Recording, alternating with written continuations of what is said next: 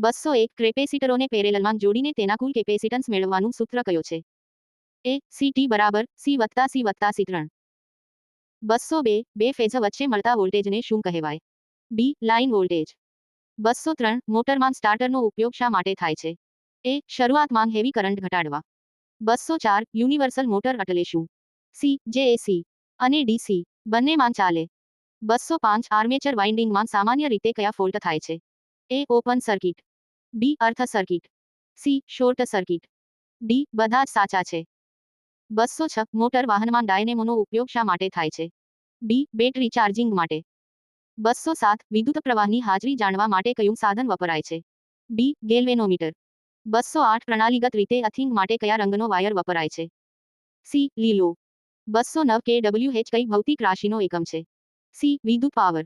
210 battery સેલની capacity ક્ષમતા શામાં માપવામાં આવે છે? ડી. એમ્પિયર અવર આહ. 211 ફ્યુઝ માટે કયા મટીરીયલનો ઉપયોગ થાય છે? એ. ઓછો મેલ્ટિંગ અને ઓછો સ્પેસિફિક અવરોધ. 212 વધારે વોલ્ટેજની પાવર લાઇન માટે કેવા પ્રકારના ઇન્સ્યુલેટરનો ઉપયોગ કરવામાં આવે છે? ડી. ડિસ્ક પ્રકારના. 213 પાવર ફેક્ટરની વધારેમાં વધારે વેલ્યુમ કેટલી હોય? એ. યુનિટી. 214 50 હર્ટ્ઝ આવૃત્તિવાળો એસી વિદ્યુત પ્રવાહ 1 સેકન્ડમાં કેટલી વાર દિશા બદલે છે? બી. 50.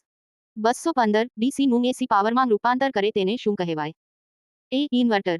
216 એસી નું ડીસી પાવરમાં રૂપાંતર કરે તેને શું કહેવાય? બી. કન્વર્ટર. 217 નીચેનામાંથી કયા પાવર પ્લાન્ટની કાર્યક્ષમતા સૌથી વધારે છે? સી. Hydro power plant. 218 જો કરંટ ટ્રાન્સફોર્મરની પ્રાઇમરીમાં કરંટ વહેતો હોય અને સેકન્ડરી ઓપન કરવામાં આવે તો? એ. કરંટ ટ્રાન્સફોર્મરની સેકન્ડરી બળી જશે. બી. ઓપરેટરને શોક લાગી શકે છે. એ અને બી બંને સાચા છે. 219 જો વાહક કંડક્ટરનો વ્યાસ અડધો કરવામાં આવે તો તેની વહન ક્ષમતા થાય છે? એ. અડધી. 220 ટ્રાન્સફોર્મરમાં કયા વાઇન્ડિંગનો વાહક વધારે જાડો રાખવામાં આવે છે? B. Low voltage side. 221 power સ્ટેશનમાં વધુમાં વધુ અર્થ પ્રતિરોધ કેટલો હોવો જોઈએ? એ. 0.5 ઓહમ. 222 100 W ના 3 લેમ્પ સમાંતરમાં જોડી 230 V ના સપ્લાય સાથે જોડવામાં આવે તો સપ્લાયમાંથી લેવામાં આવતો કુલ કરંટ કેટલો હશે? સી. 1.3 I બરાબર W ભાગ્યા V. 223 Shri phase induction motor ઊંઘી દિશામાં ફરે છે તો તેનું કારણ શું હોઈ શકે? સી. કોઈ બે ફેઝના જોડાણ ઉલટા થઈ ગયા હશે. 224 જો એમજી મીટર ડિસ્ક કોઈ લોડ વગર ફરતી હોય તો તેની ખામીને શું કહેવાય? સી. Keeping error. 225 ગ્રાહકના જોડાણને ડિસ્ટ્રીબ્યુટર સાથે જોડતા વાયરને શું કહે છે?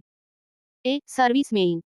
226 લાઇન મેન્ટેનન્સ માટે સર્કિટ ઓપન કરતી વખતે સર્કિટ બ્રેકર, આઇસોલેટર અને અર્થિક સ્વિચના ઓપરેશનના ક્રમ જણાવો. A. Circuit breaker isolator earthing switch.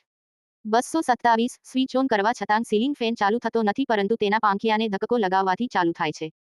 તો સીલિંગ ફેનનો કયો ભાગ ખરાબ હોઈ શકે? ડી. કેપેસિટર. 228 એક અવરોધને 100 વોલ્ટ આપતાં તેમાંથી 2 એમ્પિયર કરંટ વહે તો અવરોધનું મૂલ્ય કેટલું થાય? એ. 50 ઓહમ. આર બરાબર વી ગુણ્યા આઈ. 229 5 સ્ટાર હોટલ માટે કથા પ્રકારના વાયરિંગની સલાહ આપશો? ડી. કન્સીલ્ડ વાયરિંગ. 230 60 W. 230 વી તથા 40 W. 230 વી ના લેમ્પને સમાંતર જોડી 230 વી સપ્લાય પર 10 કલાક ચાલુ રાખતાં કેટલી એનર્જી વપરાય? ડી. 1 યુનિટ. યુનિટ બરાબર W ભાગ્યા 1000. 231 ટ્રાન્ઝિસ્ટરના સિમ્બોલ માંગ તીર એરો ની નિશાની માંગ પ્રવાહની દિશા દર્શાવે છે. સી. કલેક્ટર. 232 નીચે પૈકી કયા કામ માટે સૌથી વધારે ઇલ્યુમિનેશન લેવલની જરૂર પડે છે? બી. સીવવાનું. 233 મશીનની સ્પીડ માપવા માટે કયું મીટર વપરાય છે? બી. ટેકોમીટર. 234 પરિપથમાં ભંગાણ પાડ્યા વગર તેમાંથી પસાર થતો વિદ્યુત પ્રવાહ માપવા માટે? A. Tong meter clip on meter. 235 જો ટ્રાન્સફોર્મરને કુલિંગ માંગ ફેન બગડી જાય તો? બી. ટ્રાન્સફોર્મરને ઓછા લોડ પર ચલાવી શકાય. 236 સીલિંગ ફેનમાં કઈ મોટર વપરાય છે? C. Permanent capacitor single phase motor. 237 જો ગોડાઉન વાયરિંગમાં 6 લેમ્પ લગાડવામાં આવ્યા હોય તો આપણને કેટલી સ્વિચની જરૂર પડશે? એ. 1 1 વે 6 વે. 238 ટ્રાન્સફોર્મરનું પ્રાઇમરી અને સેકન્ડરી વાઇન્ડિંગ કેવી રીતે જોડાયેલું છે? બી. મેગ્નેટિકલી.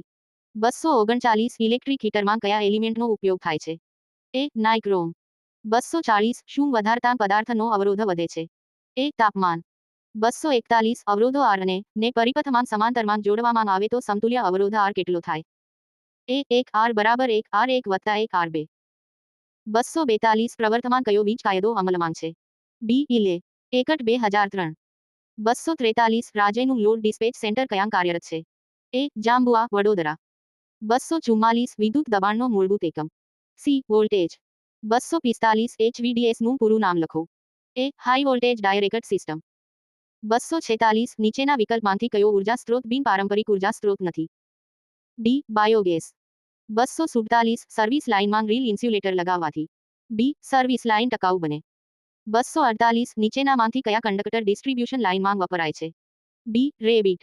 249 અકસ્માત થવાનું મુખ્ય કારણ કયું હોઈ શકે? એ. વધુ પડતો આત્મવિશ્વાસ. બી. કામની જાણકારીનો અભાવ. સી. નિષ્કાળજી. ડી. ઉપરના ત્રણેય. 250 વીજ દબાણ માપવા માટે વોલ્ટમીટરને બી. સમાંતરમાં જોડવામાં આવે.